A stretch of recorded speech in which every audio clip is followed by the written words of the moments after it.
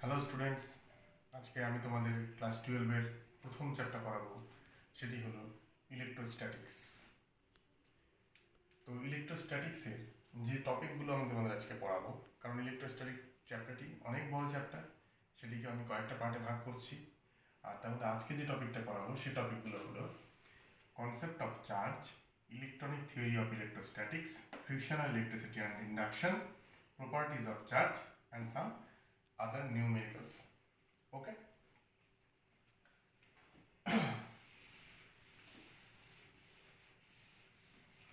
What is electrostatics? ইলেকট্রোস্ট্যাটিক্সকে যদি আমি খুব সহজভাবে বলতে চাই তাহলে ইলেকট্রোস্ট্যাটিক্স হলো কি?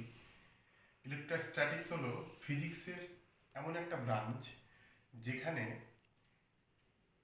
স্ট্যাটিক ইলেকট্রিক ফিল্ড প্রডিউস করা হয় স্ট্যাটিক ইলেকট্রিক চার্জ দ্বারা। অর্থাৎ কি বললাম? ইলেকট্রোস্ট্যাটিক্সটা হলো ফিজিক্সের একটা branch. The branch of physics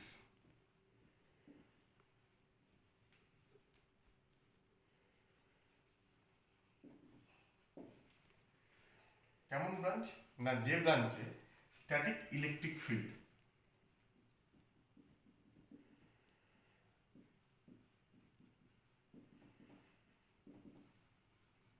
produced by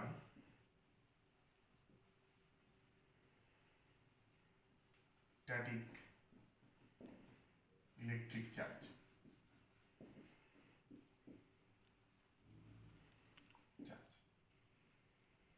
অর্থাৎ স্থির তড়িৎ ক্ষেত্র, যেটা কিনা স্থির আধান দিয়ে তৈরি হচ্ছে। তো এইবার আমার প্রথম প্রশ্ন হচ্ছে, হোয়াট ইজ চার্জ? চার্জ কি? চার্জ কিন্তু ছোটবেলা থেকেই আমরা ক্লাস 8-এ বলো, ক্লাস 9-এ বলো, ক্লাস 10-এ বলো, চার্জ কিন্তু আমরা সবাই জেনেছি। চার্জ মানে একটা এমনই একটা জিনিস যেটা দুই রকম আছে, পজিটিভ চার্জ আর নেগেটিভ চার্জ। যাকে আমরা বলি পজিটিভ চার্জ আরেকটা পজিটিভ চার্জকে রিপেল করছে, বা like charge repel each other and unlike charge attract each other. এই ধরনের কনসেপ্ট আমাদের আগাগোড়াই ছিল। কিন্তু চার্জ অ্যাকচুয়ালি জিনিসটা কি, এই ধারণাটা যদি আমাদের যেতে হয় তাহলে আমাদের একটু পিছিয়ে যেতে হবে এর হিস্ট্রিটা সম্বন্ধে। তো চার্জ যে কনসেপ্টটা ফার্স্ট যে এনেছিল, তার আগে এই ইলেকট্রোস্ট্যাটিক্সের যে ধারণাটা, ইলেকট্রোস্ট্যাটিক্সের ধারণাটা এনেছিলেন গ্রিক দার্শনিক থ্যালাস 600 খ্রিস্টপূর্বাব্দে। 600 খ্রিস্টপূর্বাব্দে গ্রিক দার্শনিক থ্যালাস সর্বপ্রথম লক্ষ্য করেন যে অ্যাম্বার, অ্যাম্বার হলো এক ধরনের একটা পদার্থ, পাইন গাছের আঠা। অ্যাম্বারকে যদি পশম দিয়ে যদি রাব করা হয়, অর্থাৎ যদি আমি ঘষি, তাহলে অ্যাম্বারের মধ্যে এক বিশেষ ধরনের একটা গুণ বা বৈশিষ্ট্য আমি বলতে পারি তৈরি হয়। নাকি সেটা অ্যাম্বারের থেকে হালকা যে সমস্ত বস্তু আছে সেই সমস্ত বস্তুকে সে আকর্ষণ করে, সেই সমস্ত বস্তুকে সে আকর্ষণ করে। তখন কিন্তু বিকর্ষণের কিন্তু কোনো ধারণা ছিল না, আকর্ষণের কনসেপ্টটাই কিন্তু ফার্স্ট এসেছিল। ইভেন আমরা কিন্তু আরও দেখেছি যে, আমরা দেখো শীতকালের দিকে দেখো, কখনো চুল আঁচড়া, যখন চুল আঁচড়াতে গিয়ে দেখবো যে চিরুনিটা বারবার, যখন শুষ্ক চুল থাকে চিরুনিটা যখন আঁচড়াবো দেখবো যে মাথার উপরে চুলগুলো, চিরুনিটাকে যদি আমি এরকম এরকম করি, নড়াই যদি, তাহলে দেখবো চুলগুলোও কিন্তু এরকম এরকম চিরুনির সাথে নড়বে। বা আরও ভালো উদাহরণ, চিরুনিটাকে চুল দিয়ে আঁচড়ে যদি শুকনো ছোটো কাগজের টুকরো যদি আমি এখানে রাখি, দেখবো এখানে চিরুনি রাখলে কাগজের টুকরোগুলো ঠিক চিরুনির ডগায় কি হচ্ছে, যে চিরুনির যে ডগাগুলো আছে, চিকন ডগা, সেগুলোতে কি হচ্ছে, কাগজের টুকরোগুলো কিন্তু আটকে যাচ্ছে। এই যে ঘটনাটা আমাদের চোখের সামনে, যে ঘটনাগুলো আমরা চিনি জানি সবাই, সেই ঘটনাগুলো। তো 600 খ্রিস্টপূর্বাব্দে বিজ্ঞানী থ্যালাস কি করেছিলেন? তিনি ফার্স্ট এটা অবজার্ভ করেছিলেন, এবং তিনি অ্যাম্বারকে গ্রিক ভাষায় ইলেকট্রন বলা হয়। কি বলা হয়? ইলেকট্রন।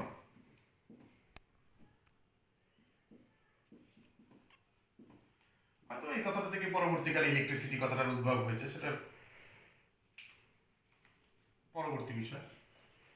তো অ্যাম্বারকে ইলেকট্রন বলা হয়, আর অ্যাম্বারের এই বৈশিষ্ট্যটা গ্রিক দার্শনিক থ্যালাস কিন্তু প্রথম পর্যবেক্ষণ করেন। তারপরে ফার্দার এক্সপেরিমেন্ট করেন অনেক বিজ্ঞানী, এবং আলটিমেটলি 1600 খ্রিস্টাব্দে অর্থাৎ 1600 এডি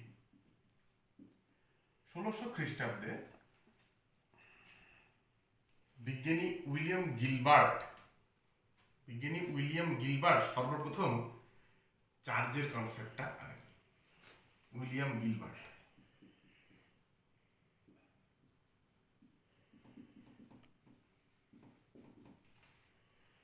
গিলবার্ট সর্বপ্রথম চার্জের কনসেপ্টটা আনেন।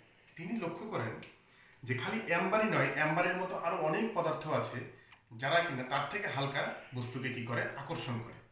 তাহলে অ্যাম্বারের থেকেও হালকা অনেক বস্তু আছে যারা অ্যাম্বারের মতোই সেই বৈশিষ্ট্যটাকে ধরা দিচ্ছে, যে অ্যাম্বার যেরকম হালকা বস্তুকে আকর্ষণ করতে পারে, ঘষলে পারে, ঠিক অনেক বস্তু আছে যেরকম এবোনাইট দণ্ডই বলো বা কাঁচ দণ্ডই বলো, এগুলো সবাই কি করে, এতে ঘষলে পারে, এর থেকে হালকা বস্তুকে কি করে, এরা আকর্ষণ করে। এই ধর্মটা উইলিয়াম গিলবার্ট লক্ষ্য করেন যে খালি অ্যাম্বারের নয়, অ্যাম্বার ছাড়া আরো অনেকের আছে। তো এই যে বিশেষ ধর্ম, এই বিশেষ ধর্মটারই উনি নাম দেন চার্জ। এই বিশেষ ধর্মটার নাম উনি দেন কি, চার্জ। এখান থেকে চার্জের কনসেপ্টটা আসে। তো এবার কথাটা হচ্ছে যে তাহলে চার্জটা কি, যে হোয়াট ইজ চার্জ। আমরা সবাই জানি মাস কি বলতো, সবাই জানি মাস মানে ভর, তাই তো? কিন্তু মাসটা কি, ভর তো সে তো সবই বুঝি, কিন্তু ভর কি জিনিস? মাস হচ্ছে একটা ইন্ট্রিনজিক প্রপার্টি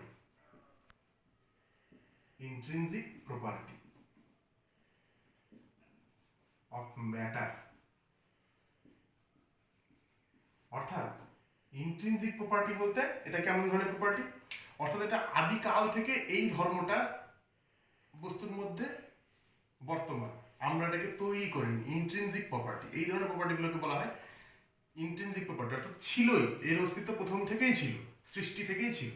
ঠিক সেরকম চার্জ হলো বস্তুর ইন্ট্রিনজিক প্রপার্টি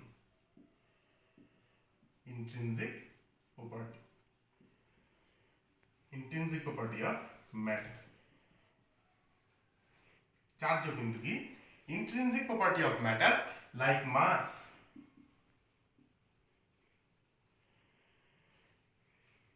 বোঝা গেল কথা? তাহলে চার্জটা কি, চার্জ হচ্ছে intrinsic property of matter like mass. এই যে কনসেপ্টটা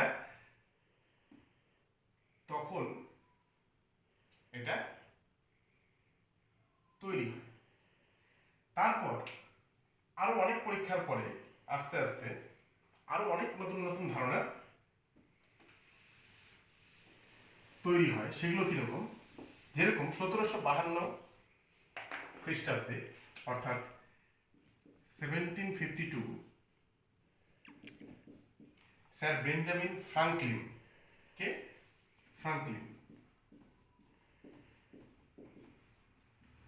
তিনি পরীক্ষা করেন এবং সিদ্ধান্ত উপনীত হন যে চার্জ দুই রকমের।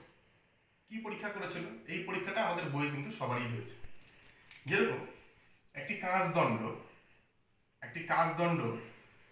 এটা একটা কাঁচদণ্ড, একে যদি আমি রেশম দিয়ে যদি আমি রাগ করি, অর্থাৎ রেশম দিয়ে যদি আমি একে যদি ঘষি, এরকম আর একটা দণ্ড নিব, সেটা হচ্ছে এবোনাইটের দণ্ড। এটা দিলাম, কাকে বললাম, এটা বললাম হচ্ছে কাঁচ, আর এটা হচ্ছে এবোনাইট। এই দুটো দণ্ডকে, একে যদি আমি রেশম দিয়ে ঘষি আর একে আমি ঘষবো পশম দিয়ে, ঘষলে পরে দেখা যাবে রেশমের সুতো দিয়ে যদি একে আমি ঝুলিয়ে দিই, অর্থাৎ একে যদি আমি ঝুলিয়ে দিই এবং এবোনাইটের দণ্ডটা যদি এখন এর কাছে নিয়ে আসি, তখন দেখবো এরা পরস্পরকে আকর্ষণ করছে। এবং আবার একই রকম যদি আরেকটা কাঁচদণ্ড যদি রেশম দিয়ে ঘষে আমি যদি এখানে যদি রেশম দিয়ে যদি ঘষি, তাকে যদি আবার কাছে নিয়ে আসি, তাহলে দেখা যাচ্ছে যে একে বিকর্ষণ করছে। অর্থাৎ এই সময় কিন্তু ফার্স্ট কিন্তু এই আকর্ষণের সঙ্গে সঙ্গে বিকর্ষণ এই ধর্মটাও কিন্তু তৈরি মানে জানা গেল আমাদের, যে আকর্ষণও আছে আবার বিকর্ষণও আছে। অর্থাৎ আধান কিন্তু খালি আকর্ষণ বলেই প্রয়োগ করে না, আধান কিন্তু বিকর্ষণ বলও প্রয়োগ করে। অর্থাৎ এখানে দুই প্রকারের আধানের ধারণাটা কিন্তু তৈরি হলো। তাহলে দুই প্রকারের আধান তৈরি হলো, এবং তখন উনি স্যার বেঞ্জামিন ফ্রাঙ্কলিন এই দুই রকমের আধানের একটির নাম দেন ধনাত্মক আধান,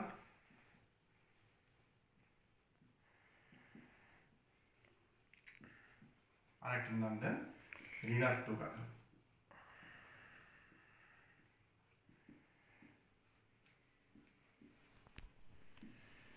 এই সময় কিন্তু এই আধানের কনসেপ্টটা এটাই ছিল, আধানের কনসেপ্টটা কিন্তু এটাই ছিল। তখন কিন্তু ইলেকট্রন বা প্রোটন কিন্তু আবিষ্কার হয়নি। কিন্তু ফার্দার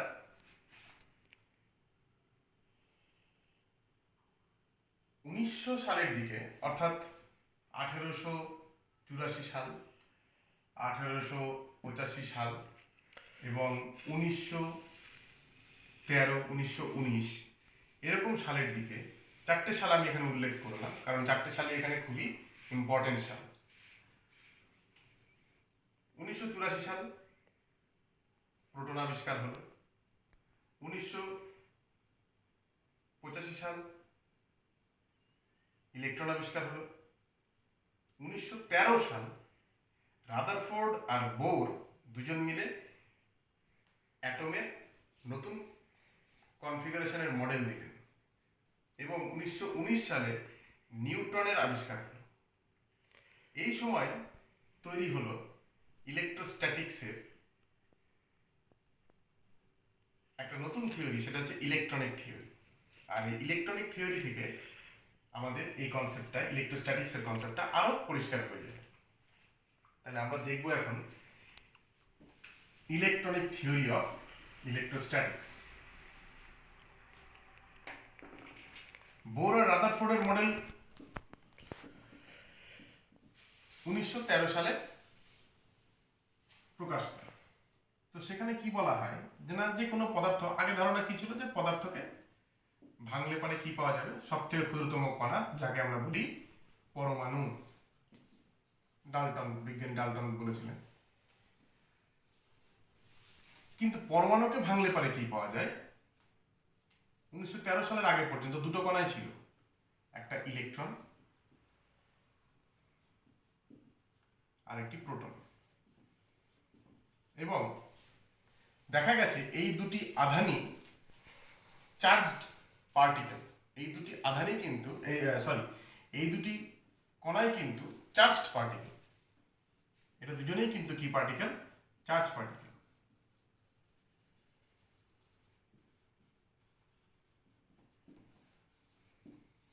কি করে বুঝলো এটা চার্জ পার্টিকেল? না, যখন ইলেকট্রন বা প্রোটন আবিষ্কার হচ্ছিল, ঠিক ওই সময় ওই পরীক্ষাতেই তারা দেখেছিলেন যে সেখানে এক্সটার্নাল ইলেকট্রিক ফিল্ড অ্যাপ্লাই করে এরা দুজনেই কি হচ্ছে? প্রভাবিত হচ্ছে, অর্থাৎ এরা চার্জ পার্টিকেল। তো 1913 সালে কি কনসেপ্ট দেওয়া হয় না, পরমাণু, অর্থাৎ পরমাণুকে ভাঙলে পারে ইলেকট্রন প্রোটন এই দুটো কণা পাবো। পরমাণুর মডেলটা কি ছিল না, ছিল এটা একটা পরমাণুর নিউক্লিয়াস, নিউক্লিয়াসে থাকে প্রোটন এবং প্রোটনের চারপাশে কি থাকে? ইলেকট্রন।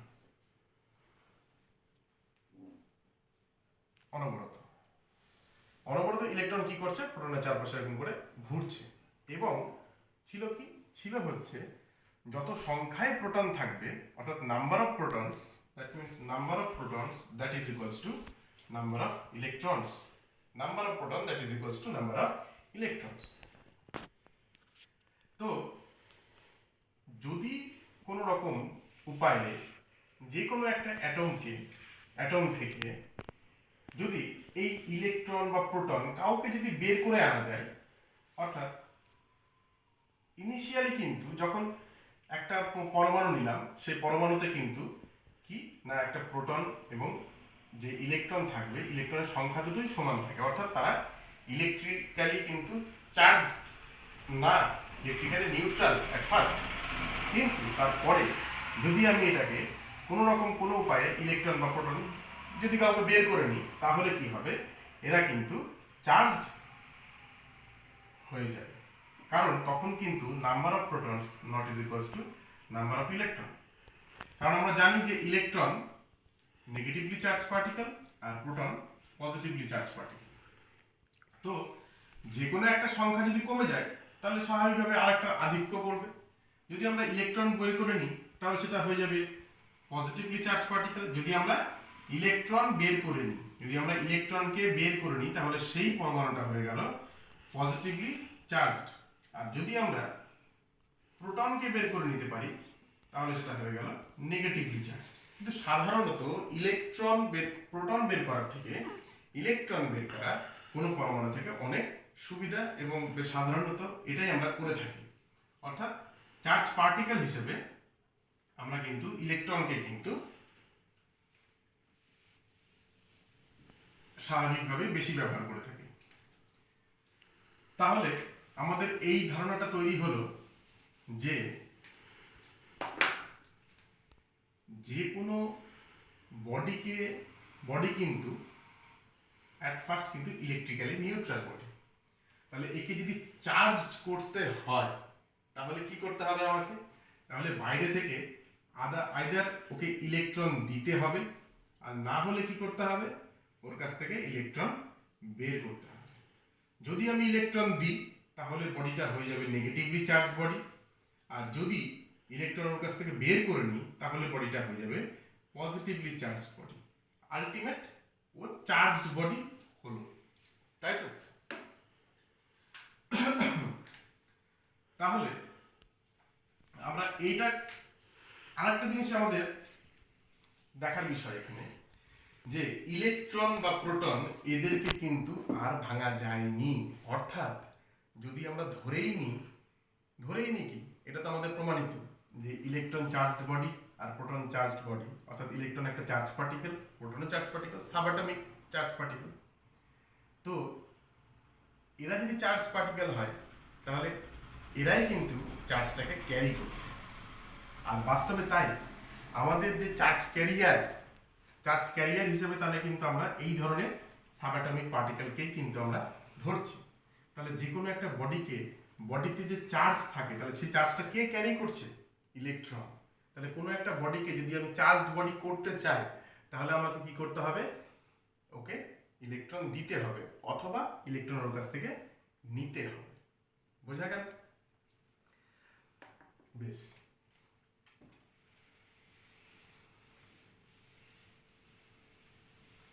এইবার আমরা যেটা দেখতে চাই সেটা হচ্ছে যে ফ্রিকশনাল ইলেকট্রিসিটি।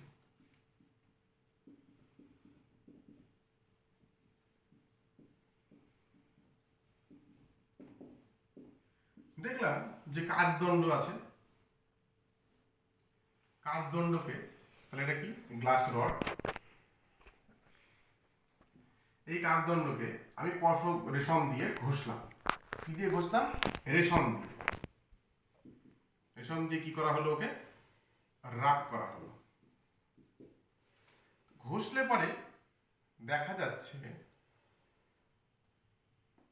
যে সে কি করছে না, আর একটা এবোনাইট দণ্ড নিয়েছি, যাকে কিনা পশম দিয়ে যদি ঘষি, তাহলে সে আকর্ষণ করছে। বা যদি এইটা ধারণা নিই আমরা, যে রেশম দিয়ে একটা কাচদণ্ডকে ঘষেছি, আর একটা কাচদণ্ডকে আমি কি করেছি, রেশম দিয়েই ঘষেছি।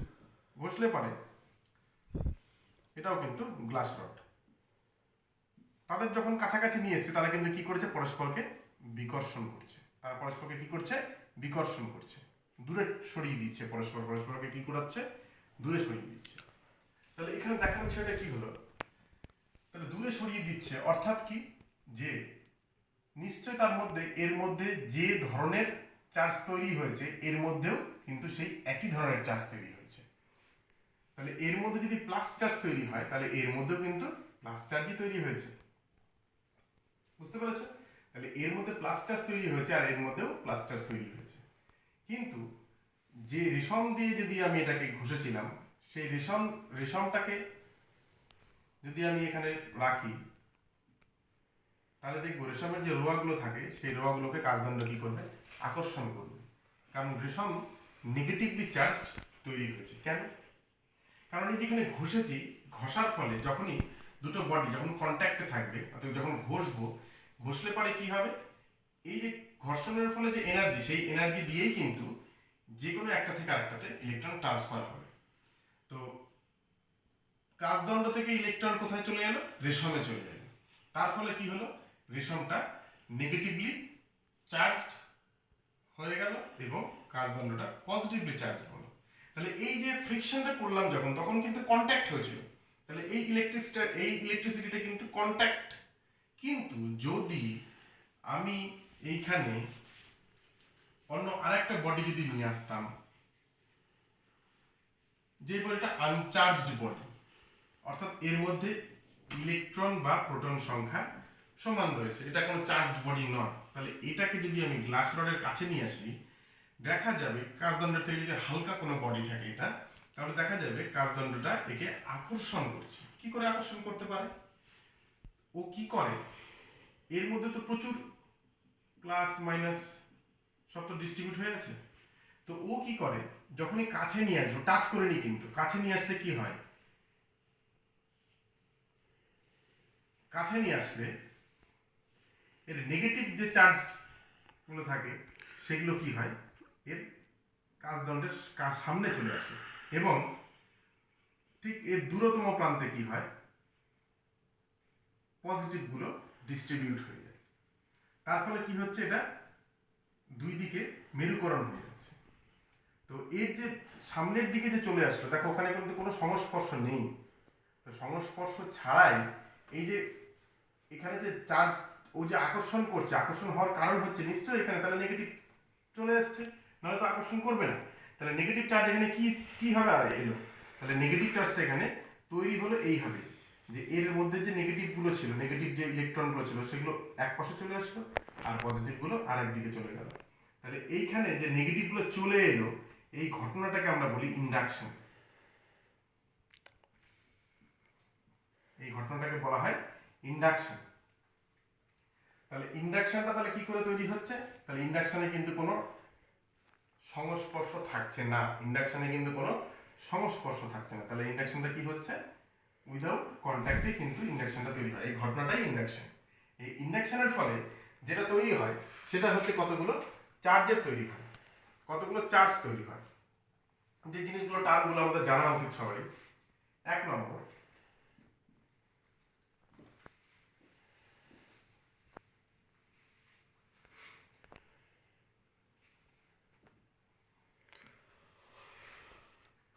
আবেশী আধান অর্থাৎ ইন্ডাক্টিং চার্জ। আবেশী আধান কাকে বলে?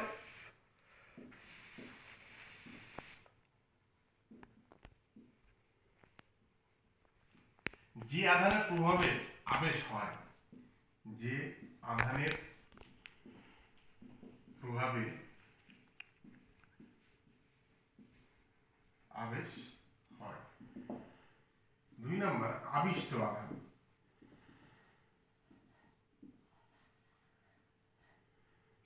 ইন্ডাকশনের ফলে যে আধানটা তৈরি হচ্ছে, অর্থাৎ আবেশের ফলে উদ্ভূত আধান।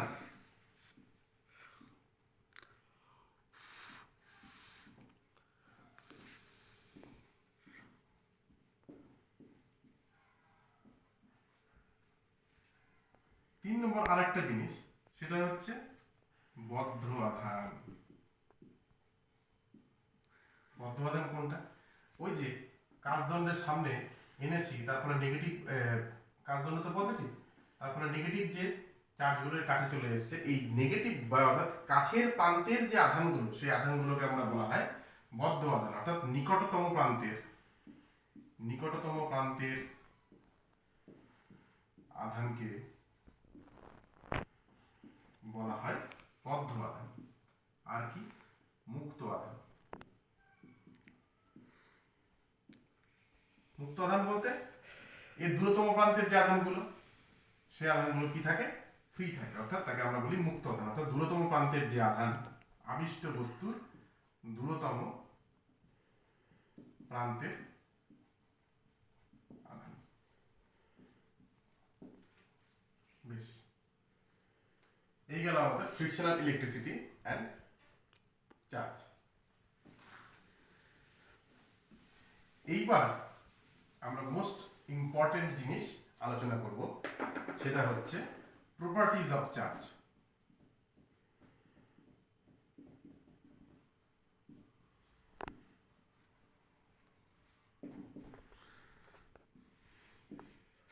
Properties of charge, first properties কি চার্জের?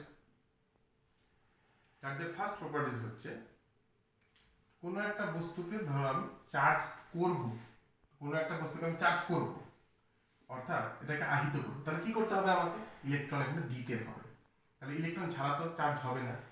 তাহলে ইলেকট্রন যে দিব, তাহলে ধরো আমি একটা ইলেকট্রন দিলাম, বা দুটো ইলেকট্রন দিলাম, বা তিনটে ইলেকট্রন দিলাম, কি চারটে ইলেকট্রন দিলাম, তাহলে প্রত্যেকটা ইলেকট্রন কিন্তু নির্দিষ্ট পরিমাণ আধান বহন করে, নির্দিষ্ট পরিমাণ আধান বহন করে, নির্দিষ্ট পরিমাণ। তাহলে এই বস্তুটাকে যদি চার্জ করতে হয়, তাহলে সেই সংখ্যক ইলেকট্রনের মোট আধানের সমষ্টি কিন্তু এর মধ্যে আধান হিসেবে সঞ্চিত হবে, তাই তো? অর্থাৎ যদি আমি এখানে একটা ইলেকট্রনের আধানকে যদি আমি ই বলি, তাহলে এই বডিটাতে যদি আমি চারটে ইলেকট্রন দিয়ে থাকি, তাহলে এর আধানের পরিমাণ কত হবে? এর আধানের পরিমাণ হবে 4 × E, তাই তো? একটা ইলেকট্রনের আধান যদি আমি ই ধরি, তাহলে এর মধ্যে যদি আমি চারটে ইলেকট্রন দিই, তাহলে এর চার্জ কত হবে? 4 × E। আমি এখানে তো আড়াইটা ইলেকট্রন দিতে পারবো না, বা 3.5 ইলেকট্রন দিতে পারবো না।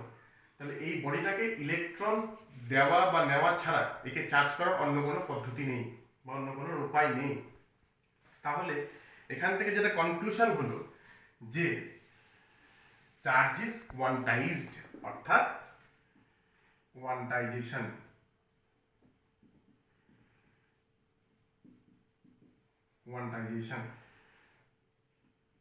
কোয়ান্টাইজেশন প্রপার্টিটা চার্জের রয়েছে, বুঝতে পেরেছো? তো চার্জ ইজ কোয়ান্টাইজড, অর্থাৎ কোনো একটা বস্তুর যদি আধানকে আমি কিউ ধরি, তাহলে কোনো একটি বস্তুর আধান একে যদি আমি কিউ বলি, মোট আধান কিউ, তাহলে বস্তুর আধান কি হবে না, Q is equals to N into E, যেখানে এন কি, এন হচ্ছে নাম্বার অফ ইলেকট্রন, বা বলতে পারি টোটাল নাম্বার অফ ইলেকট্রন,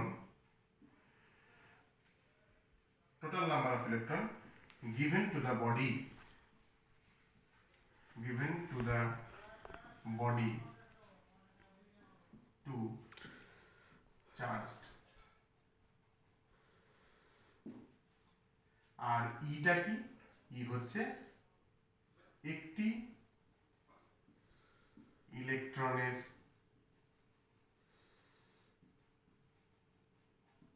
আধান, বা একে ইলেকট্রনিক চার্জও আমরা বলি, ইলেকট্রনিক চার্জ। তাহলে আমরা বলতে পারি total charge of A body that is equals two number of electrons into, এটা কি, এটা হলো ইলেকট্রনিক চার্জ। এটা নাম্বার অফ ইলেকট্রনস যদি বলি, আরেকটা জিনিসে বলা হয় এনটা কি, এনটা হচ্ছে একটা ইন্টিজার নাম্বার, অর্থাৎ একটা পূর্ণ সংখ্যা, আর কিছুই না। এটা কিন্তু খুবই ইম্পর্টেন্ট কিন্তু একটা প্রপার্টিজ, আর এখান থেকে কিন্তু নিউমেরিক্যালস আসে, 1 number. 2 number properties, charge is conserved, অর্থাৎ চার্জ কি না সংরক্ষিত থাকে, অর্থাৎ 2 নাম্বার প্রপার্টিজ কি, কনজারভেশন অফ চার্জ।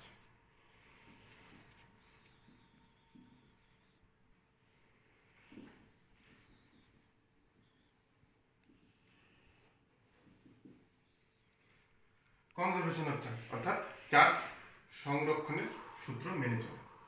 কেমন সংরক্ষণ সূত্র? অর্থাৎ ধরো কোনো একটা বস্তুতে কিউ পরিমাণ চার্জ দিয়েছি আমি, কোনো একটা বস্তুতে আমি কিউ পরিমাণ চার্জ দিয়েছি।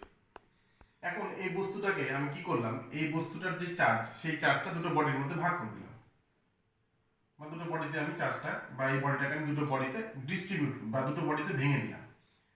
তার ফলে এটাতে Q1 পরিমাণ চার্জ এলো, এটাতে কত পরিমাণ চার্জ এলো? Q2 পরিমাণ চার্জ এলো। তাহলে এখন এই দুটো বডির মোট চার্জ কত? Q1 plus Q2, Q1 plus Q2। আর কি? তাহলে এই যে চার্জ, আগের পূর্বের আধান কি ছিল? Q, আর এখন চার্জ কত? Q1 plus Q2। Charge conservation theory বলছে যে বস্তুর মধ্যে পূর্বেও যা আধান ছিল পরেও একই পরিমাণ আধান থাকবে, অর্থাৎ Q is equals two Q1 plus Q2। অর্থাৎ এর দ্বারা আমরা বলতে পারি যে চার্জকে ধ্বংস বা সৃষ্টি করা যায় না, চার্জকে ধ্বংস বা সৃষ্টি করা যায় না। এই বডিটা এক্সট্রা কোনো চার্জ তৈরি করতে পারবে না, বা এই বডিটা কোনো পরিমাণ চার্জকে ও লুকিয়ে নিতে পারবে না বা নষ্ট করে দিতে পারবে না। অর্থাৎ কিউ, এটা দুটো পার্টে যদি ডিস্ট্রিবিউট হয় তাহলে অবশ্যই এই দুটোর যোগফল পূর্বের চার্জের সমান হবে। এই দুটো প্রপার্টিজ হচ্ছে চার্জের, একটা হচ্ছে কোয়ান্টাইজেশন অফ চার্জ আর একটা হচ্ছে কনজারভেশন অফ চার্জ। ঠিক আছে, আশা করি তোমাদের ভিডিওটি একটু কাজে লাগবে, এবং এই ভিডিওটি আমাকে যদি ভালো লাগে অবশ্যই লাইক করো, শেয়ার করো। আর তাহলে তোমাদের লাইক আর তোমাদের সাবস্ক্রাইব আর তোমাদের কমেন্টই আমাকে নেক্সট ভিডিও বানাতে খুব সাহায্য করবে। Thank you.